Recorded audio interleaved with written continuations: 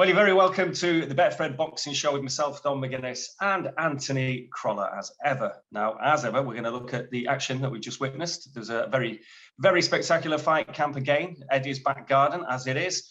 And we're going to be previewing all the action. A couple of special guests as well. We'll be joined by Ali Drew, who's been working on all the fight camps, and also Rankin, who has a world title fight to look forward to in the not too distant future. But first things first, Anthony, how's the week been? The week's been well. Enjoyed the last of the fight camp card in the gym. I'm actually going to a show now, to the weigh-in just now.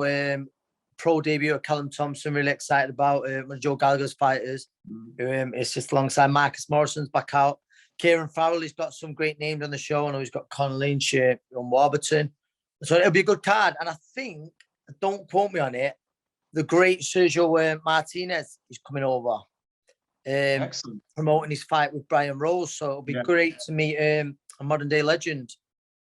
Yeah, another of the old boys coming back to have a fight, hey, but that's a story for another day, I think. It is. There's a very interesting card that got announced on pay-per-view the other day, which has received mixed things, with David A and his best friend on the undercard to Oscar De La Hoya, Victor Belfort, for the bargain of £25, I think.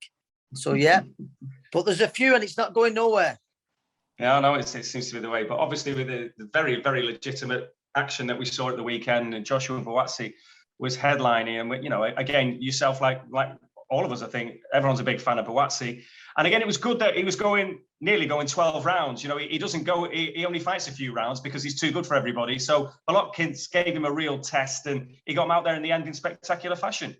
He did, and you know what? Fair play to Bolotniks, because you thought, right, he's going to see the finishing line, but he was still trying, which then, as he lifted out, caused him to get caught by a beautiful right hand from Joshua Bouts. I thought that it was a real great learning fight, a fight where he had to think about things, didn't have it all his own way, and the kind of fight that sort of bridges the gap, going from, you know, your British European to looking to get into that world stage. Bolotniks, who we know very well, as I said last week in the corner when he boxed Jose Burton, very strong, heavy-handed. Listen, he had some success, but I think that Bouts ticked a good few boxes now, and I think they're going to look to push him towards a world title or world title eliminator, final eliminator. But all in all, it was certainly the pick of the card. It was certainly the pick of the card. You know, I think fight camp's been brilliant. Maybe the last show, like I say, some fights didn't, you know, catch fire off the way it did. Unbelievable performance from Joe Cordina, by the way. Short and sweet. Michael McKinson rolls on. I thought it was a very good performance from him. I thought it was a good learning fight for Hopey Price as well, wasn't it? I thought he was probably backtracking a bit here. It was a card where we saw some interesting matchups. But, all in all, I think everyone was talking about Bouts and the finish. Yeah. Just a mention, though, for your old sparring partner, Zelfa Barrett, who got the job done as well. But after what he's been through, picked some lovely body shots out. Simeon can be a hard night, so it's probably not the fighter he once was, but great to see Zelfa back. And can only imagine how emotional it was. You know, he was his mum's best mate, and they was best mates, and first time without her there, and I bet I can imagine just how emotional it was. But he looked well on the night, Zelfa, of course. Yeah, his mother died suddenly just a few weeks ago, so it was a huge effort for Zelfa to get through that one. But of course, fight camp, again, as it does, it throws up some big moments, and it's been a new operation, if you like, this time around this summer because of the DAZN involvement now. It's no longer on Sky, of course, and again, there's been a lot of debate about DAZN and the production and everything else, and the tie-up with Matchroom. And somebody that's been there throughout these fight camps, the last 3 weeks of fight camp, if you like, was Ali Drew, and producer Josh caught up with Ali to get her thoughts on fight camp. Joined here by Ali Drew. Boxing fans may know her as a reporter for Seconds Out and other YouTube channels, and has been doing some work for DAZN the last couple of weeks at the Matchroom fight camps. First of all, how have those shows gone from a personal point of view, Ali? They were brilliant, the shows. I didn't go last year to any of the fight camp shows. I didn't work at any of them. So to get to go this year was amazing, and yeah, I think they went really well. They were obviously way better than last year because there was some crowds there, which I think is really important. And yeah, it was just, they were really good events. No, definitely. And what were some of the highlights from the shows themselves for yourself? I would say the first week, obviously Lee Wood winning was a huge highlight. I saw him as favourite. I thought he would win it, but he wasn't generally seen as a favourite. And I just think it was an amazing performance from him. It was sort of, it's overdue. You know, he's been at that level for a while now, I think, and he's proved it now. And I just think it's going to lead on. It's changed his life. It's going to lead on to bigger things. And I think he should be fighting for, you know, regular, proper world titles. He's got the regular title, but I just think that was sort of a highlight for me, and that was the first week. But I thought that was just a brilliant performance. Definitely. And we've seen another world champion in the same division. Kid Galahad was crowned after a terrific performance by Jazza Dickens, and then Joshua Bouts wrapped it off with a phenomenal performance as well last week. With those featherweights, would you like to see the British featherweights take on each other? And of course, we've got Josh Warrington, if he wins his rematch against Lara coming up. He's added into that mix as well with Lee Wood and Kid Galahad. Yeah, I want to see Kid Galahad and Lee Wood fight next. That's what I want to see. Whether it'll happen, I don't know. Because obviously they're old stablemates. They used to both train in the Ingle gym. But I would like to see that fight, because I think that Lee Wood has come on so much recently. He's changed gyms. He's with Ben Davison, and I just think he's progressed so much. He obviously lost to Jazza Dickens, but I think since then he's grown a lot. So that's the fight I want to see. Whether it'll happen or not, I don't know. And obviously Josh Warrington in September the 4th is, providing he gets through that fight, then he's back in the mix. I don't think obviously the fight between him and a rematch between him and Kid Galahad will ever happen. But yeah, I think that division is so domestically is so high. You know, it's at world level. I just think it's really exciting, and I just want to see the guys fighting each other. No, definitely. And the shows look magnificent on TV. They look magnificent last year, but like you mentioned at the start, to have the crowds in there as well, it just made it even better. From a DAZN point of view, you were obviously doing work for DAZN. How did it go from their side of things? Yeah, it was really good. Obviously, it was DAZN's first time, doing the shows in Matchroom, and yeah, they went really well. We did the DAZN Boxing Show, so we went live before the fight started, and it was just like a festival down there. You know, there was like food stalls and a drinks tent, and it was just really a really good atmosphere down there. There wasn't loads of crowd, there wasn't thousands of people, but it felt like that. There was just a really good vibe down there, and I think it's a really good way to introduce DAZN and Matchroom sort of working together and going forwards. It's totally different. You've just never seen anything like it. Like in the back garden of Matchroom HQ, it's just crazy to think that it was Eddie's back garden growing up. So yeah, I just think it's something totally different from anything else, and I thought it was like the perfect way to sort of start the partnership of DAZN and Matchroom. Lots of different types of personalities on DAZN, but what's it like working with everyone there? You got like the likes of Mike Costello came in for the final show, and then there's Maya Jammer and yourself, and then you got the likes of Tony Bellew. What's it like working all together, and the different personalities there at DAZN? Yeah, it was good. It's mad that I'm even working alongside some of those names you just said. It's crazy. It was great to get Mike Costello for the last week. He's just when he talks, he's just so calm and collected, and just knows exactly what he's saying. He's so good. But I thought even before that, obviously, Chris Lloyd and Darren Barker were doing the commentary, and they are brilliant. They're so funny to work with. They just really enjoy what they're doing. They're always really on form, just hilarious. It's really nice to work. It's such a good team. Obviously, I work directly with Adio Lazipo and Tony Bellew, which is amazing to work alongside them. They're really, really good. And Maya Jammer and Laura Wood, I thought Laura was just brilliant. She stepped in, and Maya wasn't there the final week, but I think they both just did really, really well. Considering that Maya's obviously not a boxing, her specialty isn't boxing, she's one of the best presenters in the world, and I think that to have her on board is amazing. But yes, I think it was just that the whole production was brilliant, and I just think the whole team is really good at what they do, and they're just great to work alongside. And I still can't really believe that I'm like working alongside people like that. Well, it was 3 great weeks of boxing, and it's not long to the next Matchroom DAZN shows in the UK. We mentioned one up in Leeds at Headingley, Josh Warrington headlining, and now you've got Katie Taylor on that show and Conor Benn on that show as well. So that's shaping up to be a cracking card. What do you make of that one coming up on September 4th? Yeah, that should be a really good one. If you've ever been to a Josh Warrington fight before, there's just nothing else like it. The crowd is unbelievable. It's like you're at a football match. I've just never experienced a crowd like it. So it'll be good to get that back. And I think the fact that he's having a crowd back is really, really important to Josh Warrington. I think that was a huge factor in the fact that he lost his last fight. Because to go from having such a massive crowd to no crowd and behind closed doors for someone like Josh Warrington, I think that has a real effect. And so I do expect him to win and to sort of right the wrongs, but it's going to be just amazing. The fact that it's in Leeds as well, it's what he needs, and I just think it's going to be a really good night. Definitely. And then we've got a Merseyside derby on October 9th. Liam Smith taking on Anthony Fowler, and again that's shaping up to be a really cracking card with some amazing fights on that one. What can we expect from that? Yeah, I didn't see that fight coming. I really didn't. I'm surprised it's going ahead for both guys. But it should be a good fight. The fact that obviously, they're both Liverpudlians, and looks like there's a bit of tension between them. There was no handshake at the face-off, the press conference the other day. But I think it will be a good fight. I think it's a tough fight for Anthony Fowler. Very tough, but he's in good form. He was at fight camp and he performed well. It would be a huge ask for him to win, but if he does, it's life changing for him. He will, he'll push on to other things then. But I think that's going to be a good fight. And the whole card is really strong.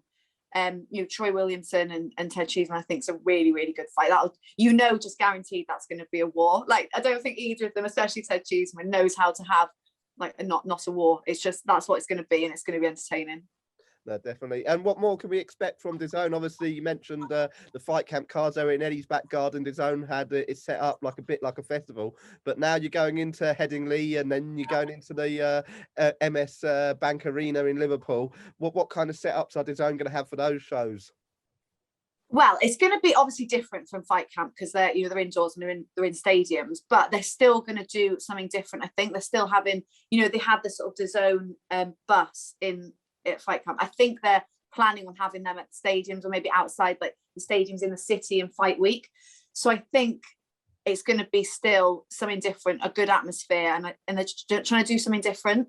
I think it'll be a good build up to the fight night for sure. Definitely. Well, looking forward to it. And what else have you got coming up? You do stuff, as mentioned, for Seconds Out. I saw you did some stuff in Coventry the other day for a Hennessy show. What else have you got on the agenda? Yeah, so I've got the Frank Warren show for Seconds Out, the 28th of August, which should be a good night of boxing. And then, the Hennessy show on the 10th of September in Coventry, which will be good. That will be good. I'm just busy all the time. So there's actually loads of big shows coming up. It's going to be, now that crowds are back, the bigger shows are happening and there's more shows on. So there's a lot of exciting fights, and I think there's going to be some more DAZN shows October and November, quite big ones. I think they're going to announce. So there's a lot of exciting stuff coming up. Oh, fantastic. Well, it's been a pleasure speaking to you. Great work from yourself and the rest of the DAZN team the past 3 weeks, and looking forward to seeing what we've got coming up as well. Thanks, Josh. Lovely to talk to you.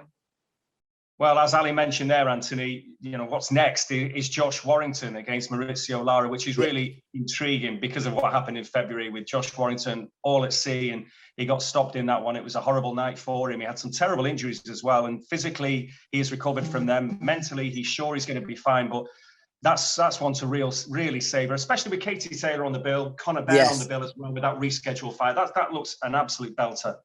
Fantastic card. And like you say with Josh there, it's such a big night for him, almost to the point where his career's almost on the line. So from where he was seen as one of the number one featherweights in the world to a huge upset, which it was. And there's a lot of people out there saying, I can't understand why he's going straight back in with Lara, but I think Josh, being the man he is, no, I have to put this right. His team are very confident. His team have been brilliant behind him before. Special night in Leeds again for him. I can't wait for that fight.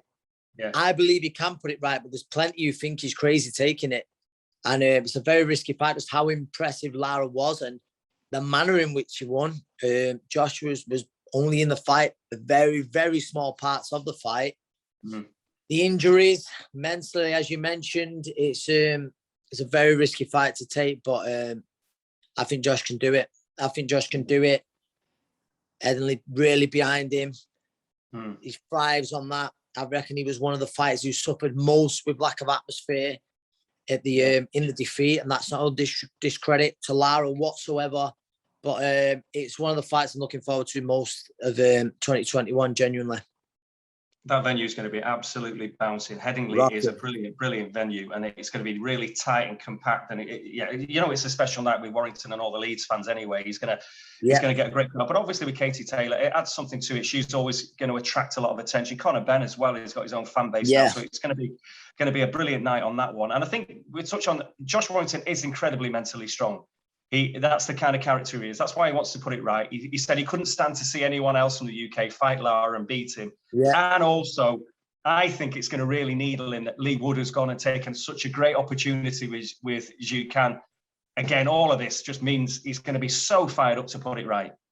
Yeah, Josh, like you say, that's what I'm on about. His career almost on the line, because he wins this and wins in style. Everyone's talking about Josh Warrington again, but in that featherweight division since then, obviously the unbelievable performance from Lee Wood, and again from Kid Galahad, it's like Josh has gone from being the man in the division with belts to almost to a top contender again, and he sees himself as not just number one in the UK but number one in the world. So he wants to go out there and remind people of that. But yeah, great card. Listen, Katie Taylor, special fighter, special athlete, special person, I would say. Great to see her back on such a huge stage. Conor Benn, that's been rescheduled. He's always in the gym, lives it. I'm glad, like you say, for Granados as well, who missed out on the opportunity last time. But a great show that I'm looking forward to, with an unbelievable main event. And you rightly point out Kid Galahad. Of course, he's got Josh's old belt now, so that adds a nice little bit of intrigue to it. But another one that's intriguing is across the pond. Now, a fella, an incredible man, Manny Pacquiao. Whatever happens against Yordenis Ugás at the weekend, he's a Hall of Famer or 5-division world champion. An incredible thing that he's done. He's 42. He's got his political career in the Philippines. He wanted to fight Errol Spence. We know that's not happened because of eye damage for Errol. But he's fighting a dangerous Cuban, and at his age, he just doesn't care. Does he? He'll have any challenge. I know it's at short notice, but there's a lot of people who fancy the upset, and I'm one of them. I think Ugás, unbelievable fighter in the form of his career. You can't make any mistakes about this. Ugás is a top welterweight. If you only have to look at his fight with Sean Porter. And I think, when we're on about giving credit to Josh Warrington taking the rematch, credit that's got to be given to Manny Pacquiao at the age to think, well, all right, people thought it was crazy he was fighting Errol Spence, but then to think, well, I'll tell you what, no, outside of your Crawford, Spence, he's right. I know it's an unbelievable division. Ortiz that weekend, Ennis, unbelievable. Ugás is right up there. He's right up there. And so I'll tell you what, I'll fight one of the best possible contenders at under 2 weeks' notice. It's crazy. I think it's a great fight. I think it's a great fight. Manny Pacquiao, like I say, Hall of Famer. Ugás is the type of fighter that stays ready. I believe that, and it won't be a huge upset, but I believe an upset is on the cards. Well, whatever happens, it doesn't dent the legacy of Pacquiao anyway. When you think about what he's done from light flyweight to where he is now, it's just absolutely remarkable. Crazy. So again, he's just one of the absolute greats, and he's never been afraid to lose. That sounds daft. No, once he's in a never lifetime been afraid. Fighter. Yeah, and like you just said, then he's not afraid to lose. So that's what he's like, no, get me that fight. He knows there's a possibility. So he could have had much. He could have picked almost anyone stylistically, one that suits him perfect, at such short notice, and people would have still turned out and tuned in. It's Manny Pacquiao. But no, he's picked one of the very toughest fights available. And credit's got to be given to him for that. Yeah. Well, of course, last week, we're moving on now. We were both at York Hall a couple of weeks ago, I should say, because there was a show, Fight Zone had a show from Malta last weekend. And then obviously, as I say, the weekend before, we were at the York Hall for a cracker. Lewis Isaacs against Dan Morley. Dan Morley coming out on top. But obviously, as I say, Fight Zone's been on the road. But this week, back at York Hall, and Josh Adavali should be in action, as will Masood Abdullah, who's going to be in the main event. Jez Smith is going to be there. There's a couple of debutants, Amy Andrew as well. Amy Andrews is out, so it's going to be a really intriguing night, and somebody that's going to be part of the punditry panel, part of the commentary team as well on Fight Zone, is Hannah Rankin. Now, of course, Hannah Rankin has revealed some very exciting news. So a little bit earlier, myself and Anthony, we called and had a chat with Hannah. Well, Hannah, it's good to see you. I know we're stopping you from training, so we don't want to keep you waiting any longer now. I know you're ready to go. But again, exciting news that you've revealed this week. We kind of knew there was something bubbling. We knew that you were going to be in line with for a world title fight, and it's just got that little bit more real now, hasn't it? Tell us a little bit about November the 5th. So yeah, really, really excited to be fighting for the WBA 154 world title. Obviously, it's going to be a really special night. My first sort of fight with Fight Zone and with Dennis Hobson and things like that. So obviously, being a world title fight, it's going to be spectacular. But it's just been announced that I'm going to be fighting Maria Lindberg, who's a very experienced fighter. She's been in there with a lot of great fighters and fought for some world titles before, and in my opinion, she was robbed of a couple of them, to be honest. So yeah, I'm expecting fireworks on the night, and I think it's going to be great. You do have a common opponent as well, don't you? Obviously with Savannah Marshall. But again, I think the difference this time will be a slightly different weight for yourself. Do you feel you'll be a lot stronger and better at 154? Yeah, 154 is my sort of natural weight. I won my first world title, the IBO Super Welterweight world title at that weight. So I feel good at the weight. I'm happy to go down to welter as well. But yeah, 154 is more natural for me. Hannah, do you know, we mentioned Savannah, them, the common opponents. I'm guessing you watched the fight, but will you take much from that? Because stylistically, you're very different. I'm guessing you won't take too much from that. There'll be other fights you'll be studying where you think, listen, that's where I'll be looking, but where you're a little bit more stylistically suited to that opponent against Lindberg. Is that right? Yeah, absolutely. I mean, obviously, Maria only had 3 days notice for the Savannah fight. It was a real props to her for stepping up at such short notice to take the fight. But, you know, there was obviously a massive height and weight disparity between the two of them. So I think it's not really very representative of what she's actually like when she's in the ring. There's been some fantastic fights that she's been involved in. When she fought Christina Hamer, she's been in against Eva Piakovska, which is another one that I really enjoyed watching. So yeah, they'll be taking a lot from those ones.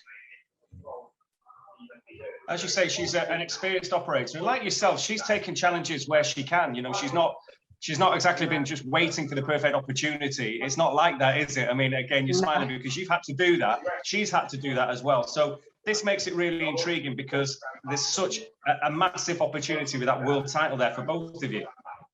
Absolutely, and she's one of those real warriors of the game, and people, as someone that I admire, you know, she's never shied away from an opportunity that's been given to her, and that's exactly how I run my career as well. You know, take every opportunity that comes up and put yourself out there and just see how good you really are. And like, you know, props to her for taking this fight.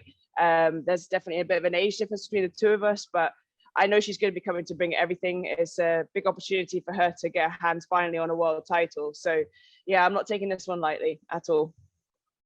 I know, obviously, like, you've been there before, IBO world champion. You've fought Savannah on a big stage for world titles. I know you can't say too much about the venue and stuff like that, but does this rank as the biggest night of your career, you feel? I think for me, the winning my world title at home in Scotland, the IBO, that was obviously a very special night for me because that's my home. That's my home country, you know, in front of my family and my friends and in my home city, you know. So that was very special. But I've been in London now coming up for 11 years. And so this is what I see as my second home. And to have an opportunity to fight for a world title here with Fight Zone and Dennis Hobson, it's a massive opportunity. And where it's going to be is very, very exciting. And obviously we can't announce it right now, but I think it's just going to be such a special night. And the fact that it's an all-female card as well. Like, this is a big step forward for women's boxing. It's history making. So yeah, I'm excited to be headlining such an exciting thing. Do you see it as the biggest win of your career? Oh yeah, it's definitely going to be, I think, the biggest one because you know, it's a real chance to win what a lot of people say is one of the big four, you know. So the WBA world title, and it'll stop any of those like interesting rumors, you know, people don't agree with the IBO and that sort of thing. So this is going to cut all of that dead, and I'm going to become a world champion with the WBA as well. So for me, it's going to be special. Great.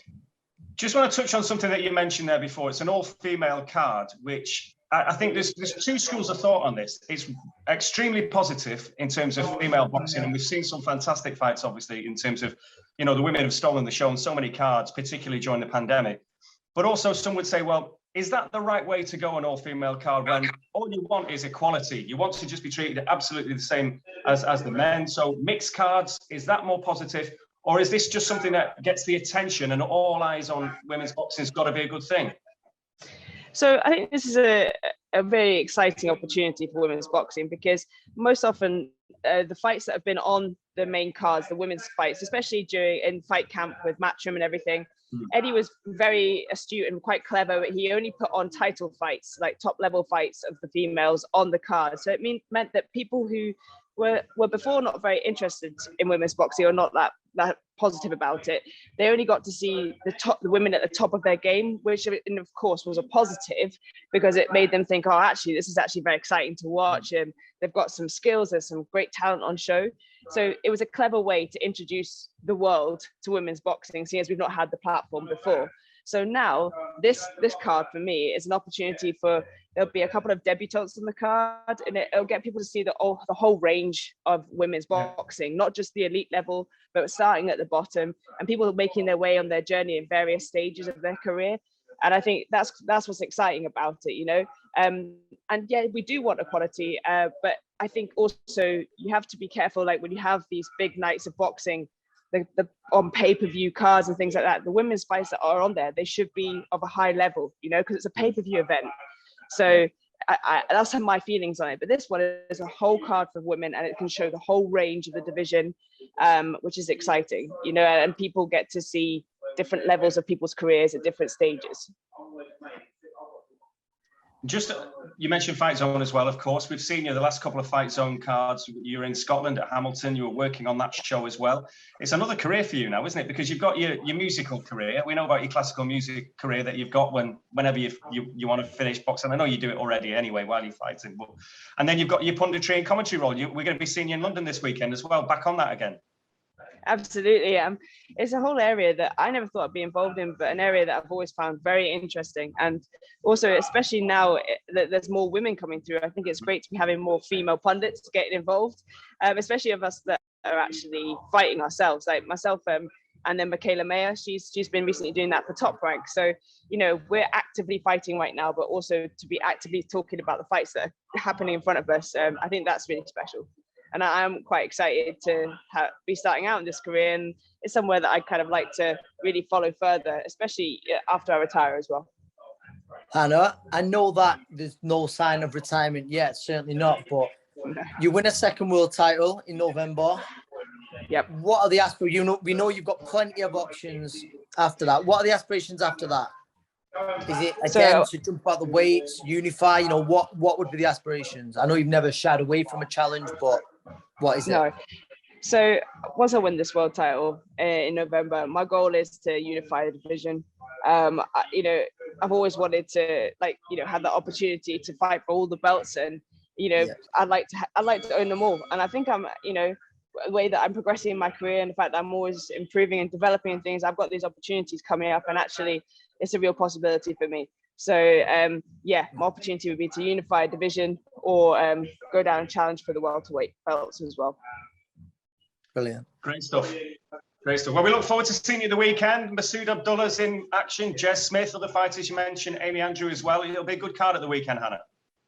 Yeah, no, I think it's going to be a great card. There's quite a few debutants on the card, which is obviously due to the fact that we've had COVID and there's loads of people been waiting to get out so much. But actually, it's what Fight Zone is all about. It's about giving people a platform to showcase their skills, whatever the level they are at, and to be able to commentate, especially on Amy Andrew. I've known her for a long time. She's making her debut finally. There's been lots of stops and starts. So yeah, I'm really excited for her. And also Nathan Mizon. We used to train together down at Churchill's.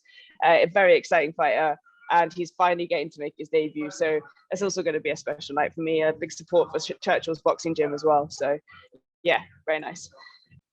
Well, good to hear from Hannah there. She's really excited about that opportunity. It will be a spectacular venue. More of that, of course, later on. But just to close the show, Anthony, as we like to find out, what's been going on in your life? I mean, obviously, you would have enjoyed Manchester United against Leeds United. That was very impressive. What a day. Yeah, I was a day of football. Watched my little lad in the morning. There is a grassroots team. They done really well. Then on straight to Old Trafford, got there about 30 seconds before kickoff. Atmosphere was electric. Great to see, just great to be in a full stadium again. And obviously a special day for Manchester United, not so much Leeds. The rivalry made for a great atmosphere and a great day, but good to see him back in a brilliant way to start the season. Did it seem weird or did it seem very normal with everyone back in? Do you know what it was? And even to where I pulled up and where I normally park and it saved me a space, it was like people had not seen since the derby. It was unbelievable. Yeah. And then you're seeing people, and obviously I take my little lad with me. Everyone's going, I can't believe how much he's shut up. But obviously it's at that age. It was just great seeing faces again. And some who we didn't see, and some, God bless, some people who are no longer with us who'd come. So I think it was an emotional day, but a special day as well. Was everyone enjoying your new look? There was, yeah. They thought like I looked for part of a Mexican cartel, but they said I'm rocking it, and that was it. Yeah, I got great feedback, and it's always nice to get feedback like I did. Excellent. And just finally, where are you up to with Love Island? Love Island, listen, I'm not going to lie, this year's hasn't really delivered like some of the other years. However, the last week, which can normally be pretty boring, is very much going to be drama full. There's a few, liberties finally found Jake out after being with him the whole series. Right. Faye caused great controversy. She's possibly ruined the chance of Teddy winning that 50 grand. I think for me, the out and out winners has got to be Chloe and Toby. Not all love stories are perfect, and there certainly hasn't been, but I think they've got there in the end, and the public have took a real liking to him. It would just remind our viewers that you are a former WBA world champion. But yes. Anyway, never mind. Love Island fan first. Love Island fan first before you were a boxer. Yes. Excellent. Well, Anthony, lovely seeing you as ever, and hopefully I'll probably catch up with you at the weekend. If not, we'll see you on the Betfred Boxing Show next week. Will do. And with that, thank you very much for watching the Betfred Boxing Show.